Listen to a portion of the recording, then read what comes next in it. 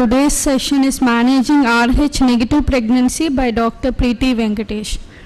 Good evening. I will now talk to you on management of RH pregnancies. Now, I will cover this topic under the following heads: definition of just 1 or 2 slides on clinical relevance and pathophysiology, then how we prevent it, how we diagnose, and how we manage the affected pregnancies. Now, coming to definition, isoantigens are antigens that are present in varying forms in different individuals. This is typically a term used for blood cell antigens. The RBC membrane antigens are referred to as isoantigens. Alloantigen is sometimes used as a synonym, but it is more specific for HLA group antigens. Now, the importance of these isoantigens is that they are present in different forms. So if one form is absent in a particular individual, that individual has the capacity to develop antibodies to that particular isoform, and this antibody production can have certain consequences, like in the pregnant woman carrying a Rh positive baby. So this process of the isoantigen entering a particular a person's circulation and antibody forming is referred to as isoimmunization. The blood group antigens that we have are 2 types: the ABO and the Rh blood group antigens. The Rh antigens are typically D, capital D, capital C, small c, capital E, small e. Now, there is no small d, you all know that. The absence of big D is referred to as D. So these are the allelic forms in which the Rh antigen presents, and when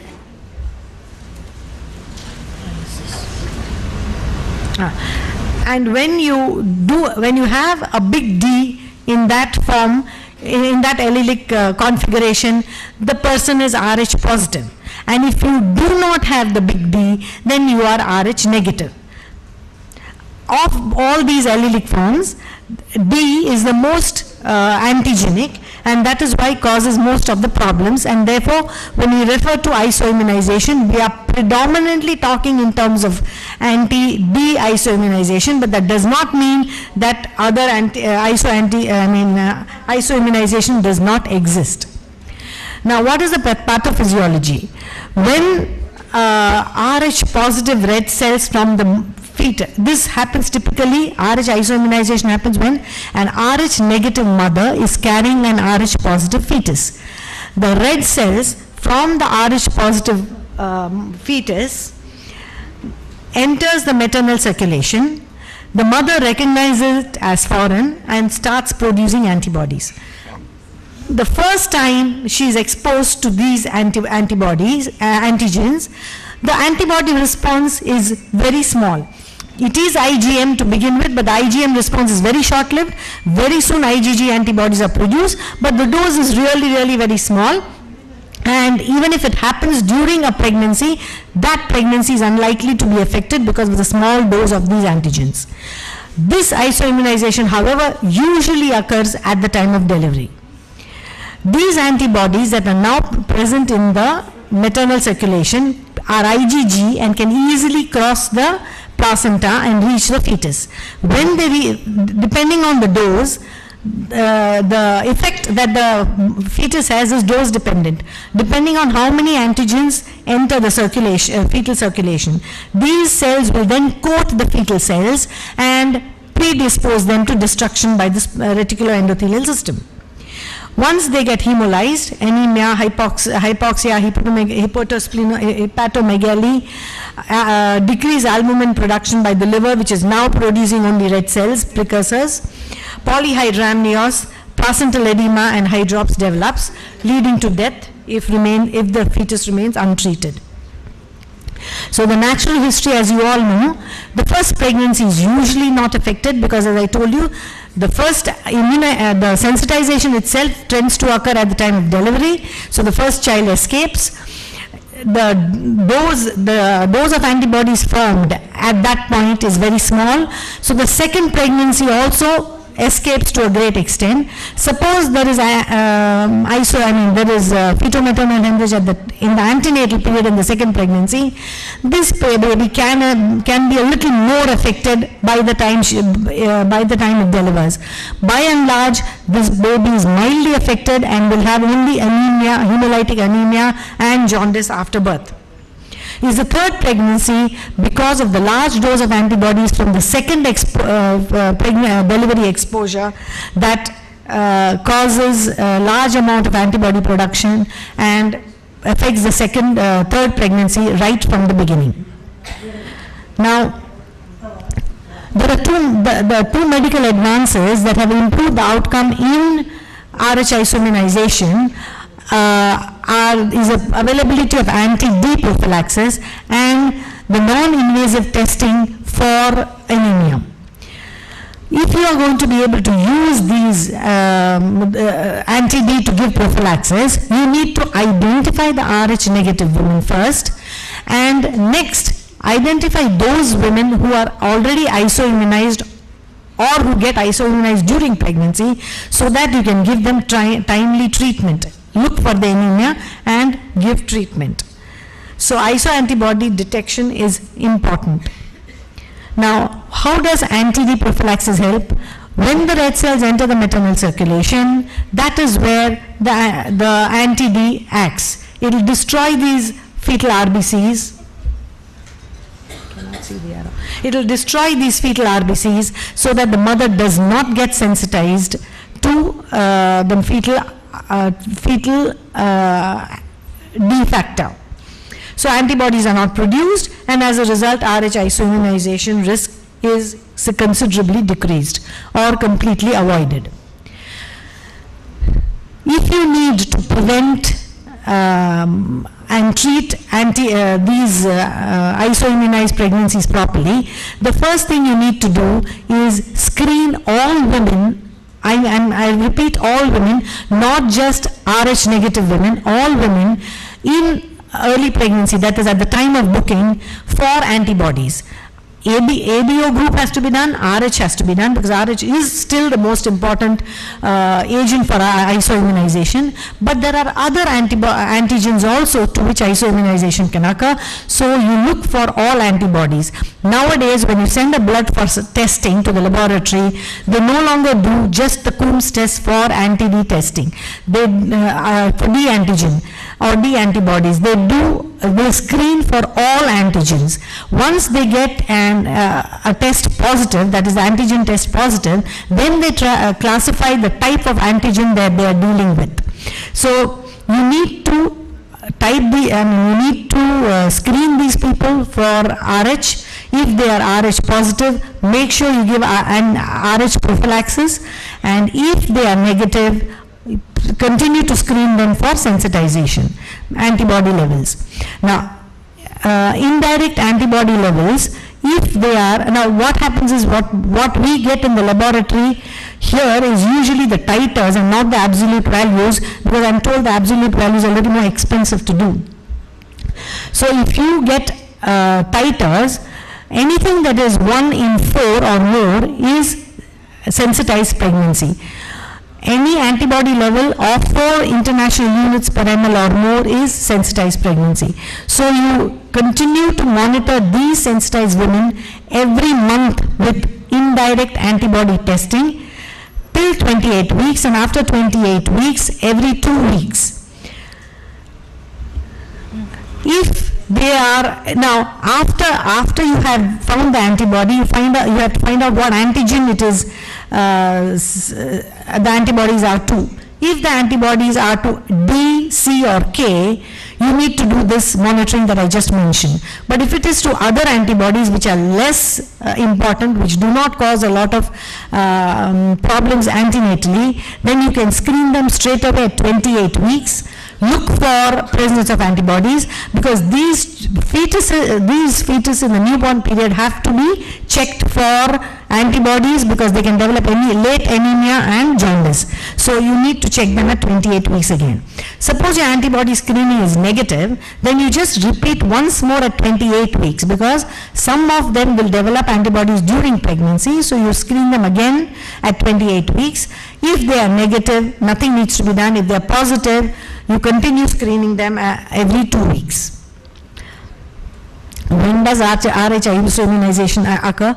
Whenever there is fetal-maternal hemorrhage. And when does fetal-maternal hemorrhage occur? Small amount of fetal-maternal hemorrhage occurs throughout pregnancy, but the quantity is very small. As soon as the small amount of blood enters the maternal circulation, it is destroyed by the reticular endothelial system and the mother does not get sensitized. So 0.01 to 0.1 ml is not of any consequence. But larger fetal-maternal hemorrhages can cause sensitization, and this typically occur when sensitizing events occur. And what are these sensitizing events? These sensitizing events are either first trimester complications like miscarriage, ectopic gestation, during delivery, either normal or cesarean section, or when any of the second and third trimester complications like abruptio placenta, placenta previa happens, or when you do any invasive testing. All these, whenever there is any disruption of the fetal-maternal surface, placental surface, you get RH isoimmunization. Even blunt injury to the abdomen is supposed to cause fetal-maternal hemorrhage. So whenever fetal-maternal hemorrhage occurs, under these circumstances, it is sufficient to cause RH isoimmunization. Spontaneous fetal-maternal hemorrhage leading to RH isoimmunization during pregnancy occurs only in 1 to 1.5% of the cases. The remaining 90% is when the sensitizing events occur. Now, RH prophylaxis should be given to all pregnant women at the time of these sensitizing events. Okay. Now the dose of dose of anti-D depends upon the fetal-maternal hemorrhage that you are expecting or that has already occurred. In the first trimester, the fetal-maternal hemorrhage that can occur is really very small. It's supposed to be less than 2.5 ml. So the dose required is only about 250 international units of anti-D or 50 micrograms of anti-D. Look at the last column, last row. 1 ml of fetal-maternal hemorrhage will be neutralized by 125 international units of anti-D, which is equivalent to 25 micrograms of anti-D. So in the first half of pregnancy, you need 250 to 500 international units or 50 to 100 micrograms. In the second trimester, that is after 20 weeks, whenever you do either an invasive procedure or you have any bleeding event, the amount of fetal-maternal hemorrhage that can occur is 4 to 15 ml, and that will be covered by 500 to 1500 international units or 100 to 300 micrograms. When you give antenatal prophylaxis at 28 and 34 weeks to prevent isoimmunization from possible antenatal spontaneous fetal-maternal hemorrhage, again the dose recommended is 500 to 600 international units, if you are giving a single dose, you give a higher dose of 1500 international units. What we normally do is give 100 ml in the first trimester event, 100 micrograms in the first trimester event, and 300 micrograms in the second trimester event. So if you can see here, we are covering all the fetal-maternal hemorrhage that is expected.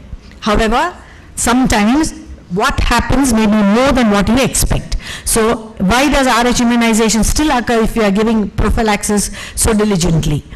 Most cases of RH isoimmunization that we see will give us a history of having taken anti-D, but still RH isoimmunization has occurred.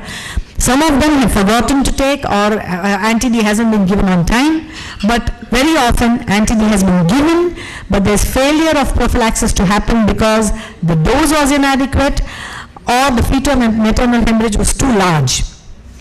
That is why whenever you give anti-D, you must follow it up with a test that will tell you what was the amount of fetal maternal hemorrhage that occurred. There are 2 to 3 tests that are available. The commonly used is the Clay-Haw test, which is the acid elution test.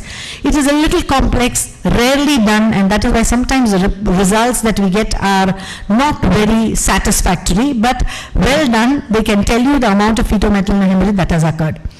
You also have flow cytometry now available, which will tell you the amount of fetal maternal hemorrhage that has occurred from maternal blood. For every 1 ml, as I already told you, for every 1 ml of maternal hemorrhage, fetal maternal hemorrhage, you will have to give 25 micrograms of anti-D. Now, once antibody production has already occurred, mother is sensitized, how do you follow her? When the antibody titers reach 1 in 32 or more than 4 international units per ml, the antibody levels, you refer them to a fetal medicine unit for further management. However, if you have facility to do good peak systolic velocity in the middle cerebral artery, you can continue monitoring them every 2 weeks till the titers increase, show in further increase, or till the peak systolic velocity nears 1.5 multiples of median. Once you refer them to the fetal medicine unit, what they're going to do is monitor these patients weekly now, because they are very close to, the titers are increasing, so they're going to monitor them every week. Once it reaches 1.5, intrauterine transfusion will be planned. Now, this is one of those rare situations in medicine where treatment was available for years, but there was no effective method of diagnosis. Intrauterine transfusion has been done since the 60s. When ultrasound was not available, they did it with fetoscopic guidance, and once ultrasound came, it was done under ultrasound guidance. However, there was only invasive method for diagnosing anemia. You had to do a chordosynthesis or an amniocentesis to find out the bilirubin levels, the hemoglobin levels, to say whether the fetus is anemic or not. And then if you did a chordosynthesis, you would just give him a blood transfusion, because anyway you have done a procedure, you might give the baby the benefit of doubt. So you prepare for an intrauterine transfusion when the titers are very high, take blood sample for testing and give some transfusion as well.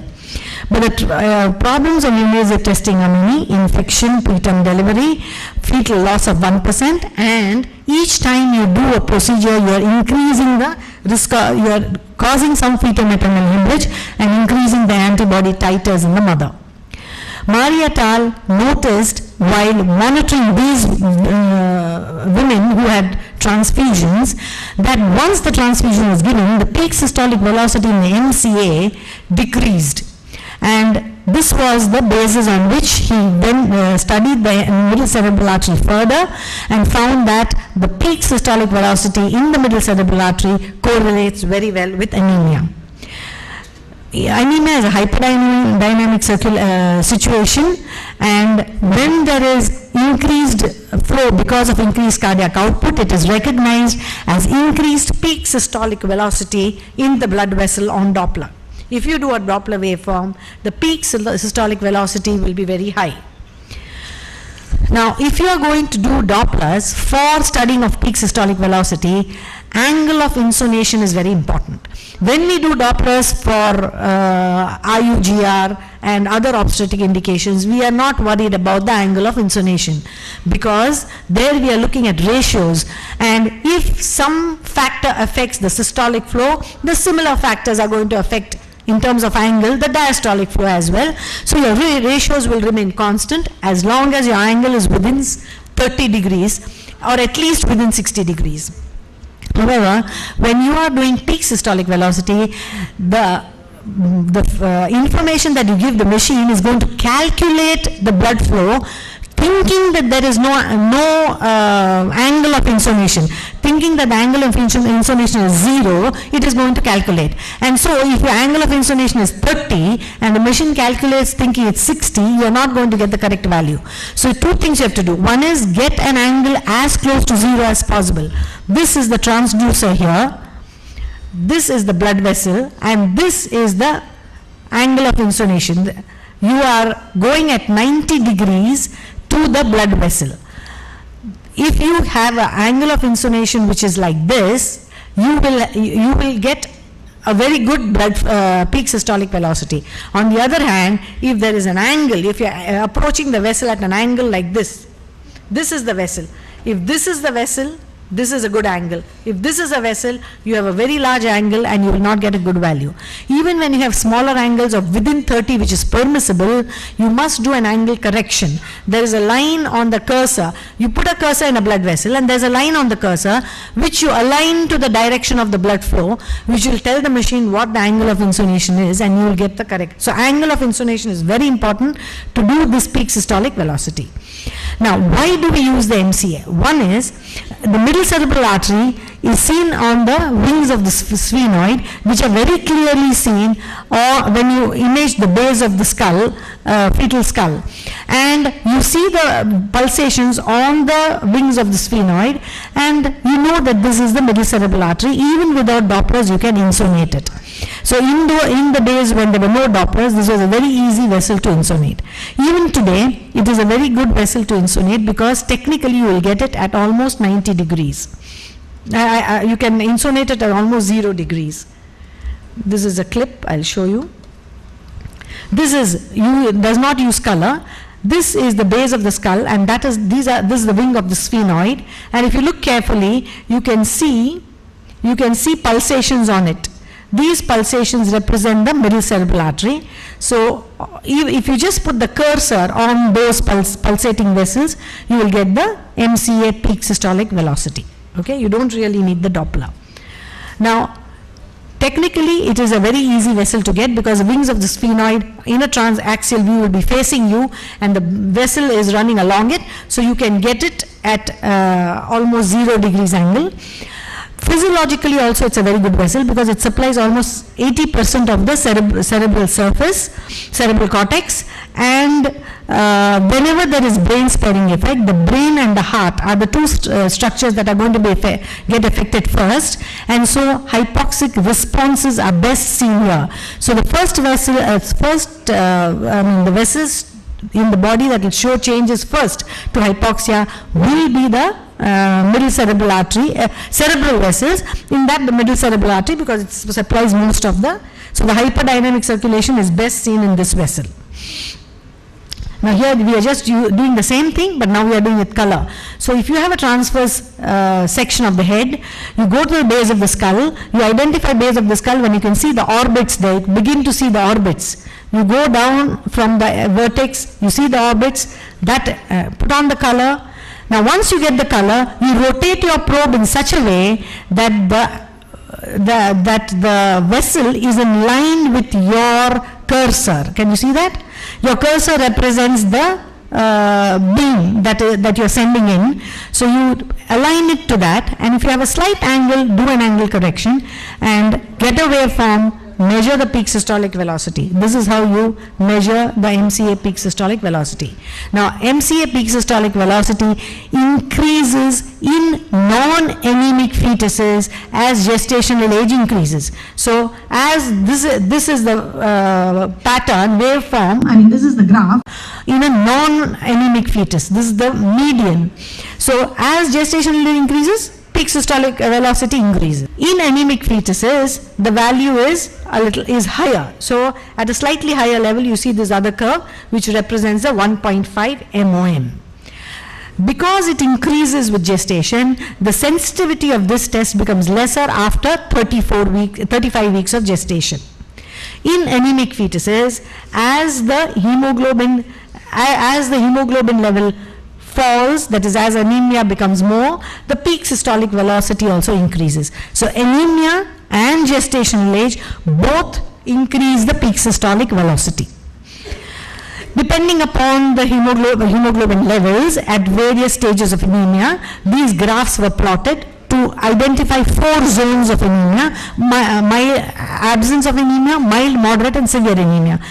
And you plot the graph on this. Once the graph reaches severe anemia zone, you give blood transfusion. So A is severe anemia, B is moderate, C is mild anemia, and D is not anemic. So if you are in the A zone, it is an indication to transfuse. If you are in the B zone, you monitor every 3 to 4 days, 3 to 5 days. If you are in the C zone, you monitor every 7 to 10 days till you reach the next zone, and so on. But we do not use this now. We use multiples of median now. So the same graph that I showed you, you have a median and a multiple of median, and you plot the graph on this. As the anemia increases and reaches the median, you plan the blood transfusion. This table shows you the MCA peak systolic velocities in multiples of median. The first column is the gestational age, and then you have the median peak systolic velocity 1.29, 1.5 and 1.55. 1.29 is mild anemia, 1.5 is moderate, and 1.55 is severe anemia. Now we prefer to use moderate anemia as a cutoff so that we have enough time to prepare for the blood transfusion, confirm it first of all, repeat it once or twice, confirm that it is actually that much, because as you will know soon, there are other reasons why peak systolic velocity increases. Now, at 1.5 cutoff, your sensitivity of diagnosing anemia is 100%, and the false positive rate, however, is high, 12%. And why is it so? There are other factors that cause increase in peak systolic velocity other than anemia. That is fetal activity. Excessive fetal movements will cause increase in the peak systolic, so you have to wait till the fetus is not moving too much. Anyway, you cannot do Dopplers when the fetus is moving too much.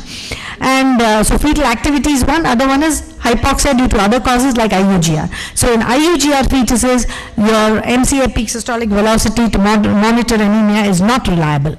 So you get a peak systolic velocity like this, MCA curve, and this is the peak systolic velocity that you measure.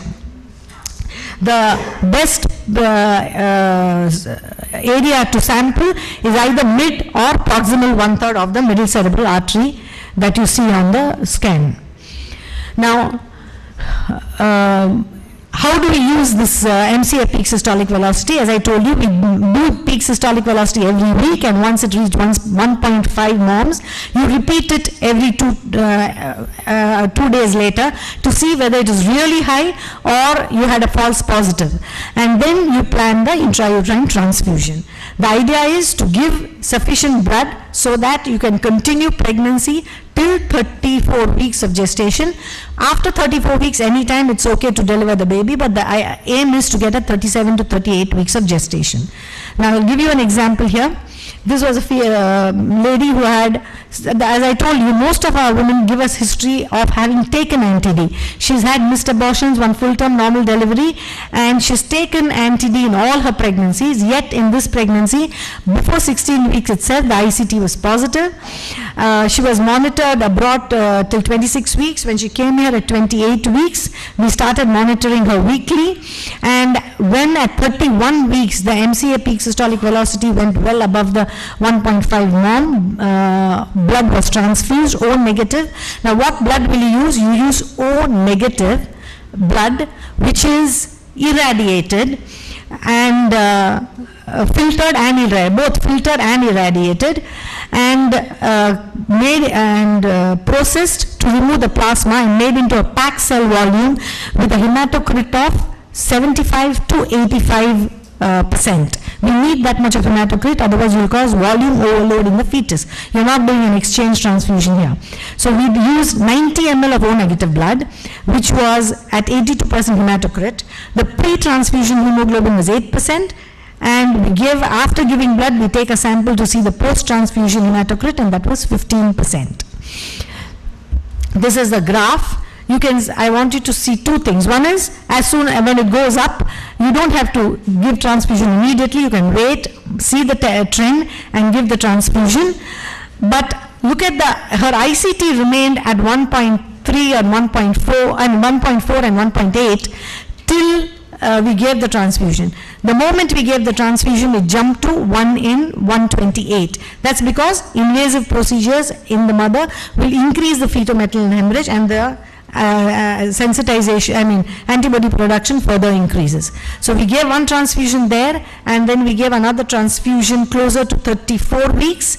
Pregnancy was continued beyond 35 weeks. This is the same graph on multiples of median. Multiples of median are a little more specific. The moment you go above 1.5 multiples of median, there is sufficient anemia and you need to give transfusions. Now, what is the volume of blood you require to correct anemia? Now, on an average, to increase the hemoglobin by 1 gram%, you need 11 to 12 ml of blood, packed cells. At earlier gestation, the volume is a little smaller, around 9 plus or minus 5, and later in gestation, after 28 weeks, it is 13 plus or minus 5. This is a good rough and ready method of calculation. So you know the volume of fetal blood. Then here you have hematocrit, fetal hematocrit on the x-axis and the donor hematocrit on the y-axis. The point at which the two hematocrit values meet, that is, you have a 10% hematocrit of the fetus and 80% hematocrit of the donor. It meets at a point, and that line, this point where it meets, is where you read off the multiplication factor. If that multiplication factor is about 0.9, you multiply the blood volume with that multiplication factor, which is dependent on the hematocrit of the fetus and the donor, and you get the volume that you need to transfuse. So 150 into 0.9, you have 135. So the minimum blood you need to transfuse in this fetus at this period of gestation is 135 ml. You can transfuse a little extra if the fetus tolerates the transfusion well, there is no heart rate variability, so on. This is another case where transfusion was given at about, at around 26 weeks, and then again around 31 weeks. Now, what happens is usually the first time we do not know how well the baby is going to respond to the transfusion. We are seeing the baby for the first time. Usually they come when the values are very high. So blood transfusion is given, we calculate the amount and we try to give that much or a little extra. But when we give the second time, if the baby tolerates the blood well, the transfusion well, we transfuse a little extra blood, and that is why you will see that the next transfusion is required almost 3 to 4 weeks later. Normally you require to give transfusions every 2 to 3 weeks till 34 to 35 weeks. But if you give a little extra, you may be able to push the transfusions by another week or 2. So this is the anterior placenta. When you have an anterior placenta like this, it's very easy to get into the cord and give the transfusion. You can see the blood flowing there. You must make sure that you see the flow of blood throughout the transfusion. Otherwise, your needle may get misplaced. Can you see that continuous movement happening? That is the maternal bleeding movement. And it's not so difficult to have the needle displaced. So you must see the transfusion flow all the time. Sometimes the access to the cord may not be easy because it is posterior and difficult to access. In such cases, as we did in this case, you can approach the portal vein through the liver, transplacental into the liver.